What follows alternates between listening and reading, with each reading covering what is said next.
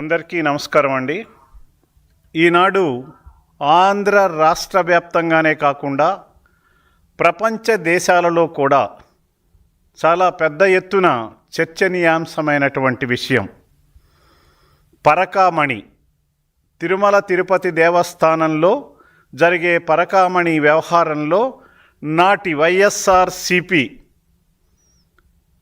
ఆధ్వర్యంలో జరిగినటువంటి అనేక రకాలైనటువంటి అవకతవకల వలన ఈ పరకామణి కేసులో ఆనాడు నిందితులుగా చేరినటువంటి ఏవిఎస్ఓ సతీష్ కుమార్ గారు, రవిబాబు గారు, వీళ్ళిద్దరినీ కూడా మరి నాడు చైర్మన్గా ఉన్నటువంటి కరుణాకర్ రెడ్డి గారు దేవుడు సొమ్ముని డాలర్లని, వందల డాలర్లని నొక్కేసి దాచేసుకుని బొక్కేసిన పద్ధతిలో వ్యవహరిస్తే వాళ్ళని పట్టుకున్నామని చెప్పి పట్టుకున్న వాళ్ళ చేత రాజీనామా చేయించామని చెప్పి రాజీ కుదిర్చామని చెప్పి కోర్టు కేసులు, పోలీస్ స్టేషన్లో కేసులు వాళ్ళే పెట్టుకుంటారు, వాళ్ళే కాంప్రమైజ్ పిటిషన్లు వేసుకుంటారు. దీనికి కారణం భూమన కరుణాకర్ రెడ్డి.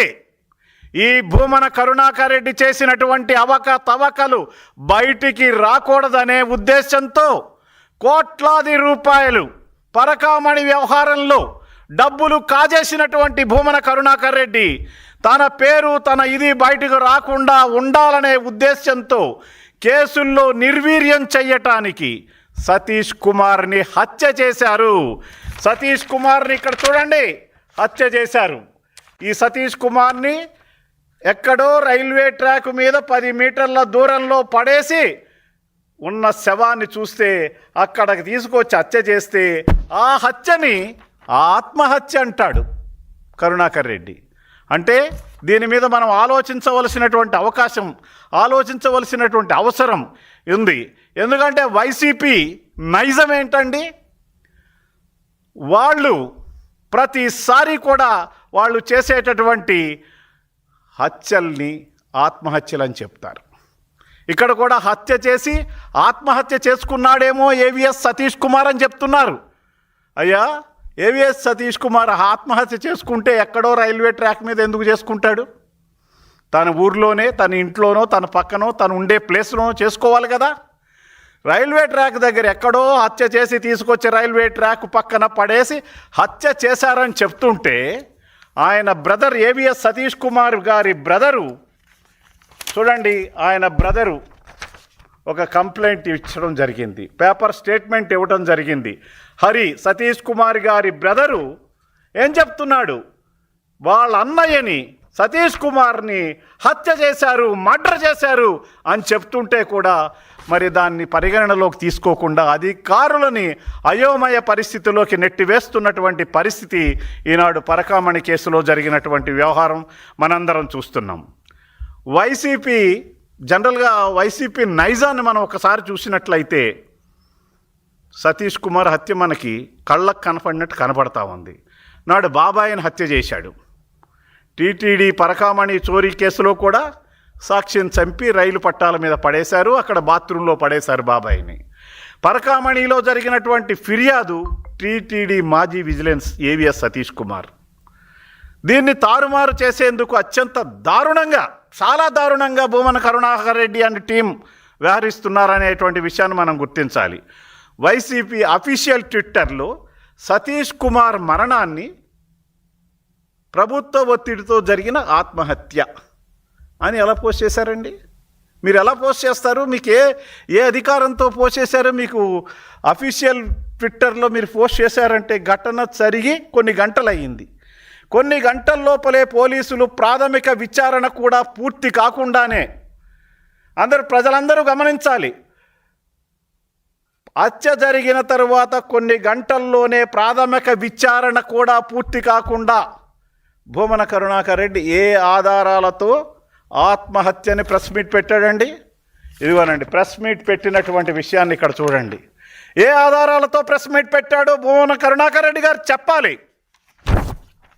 ఇది ముమ్మాటికి భూమన కరుణాకర్ రెడ్డి కుట్ర అని నేను ఈ సందర్భంగా తెలియజేస్తున్నా. ఆత్మహత్యని కూడా రాజకీయం కోసం హత్య అని విష ప్రచారం చేసే భూమనతో సహా వైసీపీ ముఠా అత్యంత కీలక సాక్షి పరకామణిలో సతీష్ కుమార్ హత్యని మాత్రం ఆత్మహత్యని చెప్పడం సిగ్గుచేటు కాదా కరుణాకర్ రెడ్డి? చనిపోయిన సతీష్ కుమార్ కుటుంబ సభ్యులు కూడా హత్యే అని మొత్తుకుంటున్నారే. అటువంటిది వైసీపీ మాత్రం ఆత్మహత్యని ప్రచారం చేయటమేనుక మర్మం ఏంటి? ఇది అందరూ గమనించవలసినటువంటి విషయం. ఆత్మహత్య చేసుకునే ఉద్దేశం అతనికే ఉంటే, మళ్ళీ ఇందాక చెప్పాను, అతని ఊర్లోనూ అతని ప్రాంతంలోనూ ఎక్కడో చేసుకునేవాడు.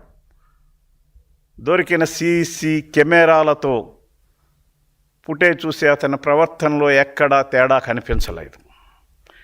వివేక హత్య కేసుపై సిబిఐ ఛార్జ్ షీటు వేసిన తర్వాత విచారణ జరుగుతుంటే వాళ్ళని బాంబులతో చంపుతామని బెదిరించి విచారణను అడ్డుకున్న విషయం గమనార్హం.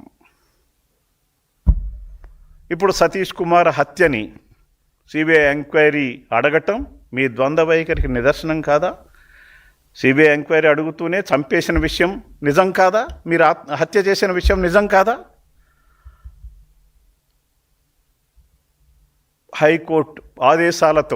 హైకోర్టు ఆదేశాలతో జరుగుతున్న విచారణకు తెలుగుదేశం కూటమి ప్రభుత్వంపై నిందలు మోపి అసలు దోషులు తప్పించుకునే విధంగా చేస్తున్నారు. ఒక నేరంలో భాగస్వాములైన వారిని కీలక సాక్షులను ఒక్కొక్కరిని తొలగించడం ద్వారా కేసు ముందుకు కదలనీయకుండా వైసీపీకి చేయటం అలవాటైనటువంటి విద్య. సిద్ధహస్తులు, నేర్పరులు ప్రజా వ్యతిరేక కార్యక్రమాలు, ప్రజా సంక్షోభం సృష్టించటంలోనూ, ప్రజలని రాష్ట్రాన్ని ముందుకు నడవడేయకుండా చేయటంలో, ప్రజలను అధోగాతి పాలు చేయటంలోనూ వైసీపీ నాయకత్వం సిద్ధహస్తులని చెప్పడంలో సందేహం లేదు. నిన్నగాక మొన్న ఈ అంశంపై పోలీసులకు ఫిర్యాదు చేసినటువంటి బీజేపీ నేత టీడీపీ సభ్యులు భానుప్రకాష్ను, గౌరవ టీటీడీ సభ్యుడు భానుప్రకాష్ రెడ్డి గారిని చంపేస్తామని బెదిరింపు చర్యలకు దిగారు. ఏమిటండి ఇది? ఎక్కడ పోతున్నాం ఈ ప్రజాస్వామ్యంలో? ఇప్పుడు సతీష్ కుమార్ని హతమార్చారు. వాస్తవాలను సమాధి చేసేందుకు వైసీపీ నేతలు ఇటువంటి చర్యలకు పాల్పడుతున్నారనేటువంటి విషయాన్ని ఈ సందర్భంగా నేను గుర్తు చేస్తున్నాను. అంతేకాకుండా నాడు భూమన కరుణాకర్ టీటీ చైర్మన్గా ఉన్నప్పుడు తీసుకున్నటువంటి నెల రోజుల్లోనే, సెప్టెంబర్ నెలలోనే లోక్ అదాలత్లో రాజీ కుదిర్చారంట. ఎందుకని? దీన్ని లోక్ అదాలత్లో రాజీ కుదిర్చవలసినటువంటి అవసరం ఏమొచ్చింది?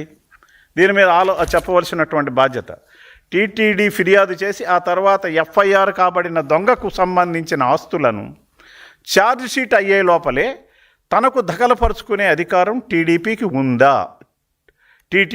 ఉందా? 15 ఏళ్ల నుంచి సొమ్ముతో కొన్న ఆస్తులని వైసీపీ వాళ్ళే చెప్తున్నారు. మరి చట్ట ప్రకారం అతని దగ్గర నుంచి స్వాధీనం చేసుకునేందుకు కేసు నడిపించాలి కదా. చట్టంలో మీరెందుకు కల్పించుకున్నారు భూమన కరుణాకర్ రెడ్డి అండ్ బృందం?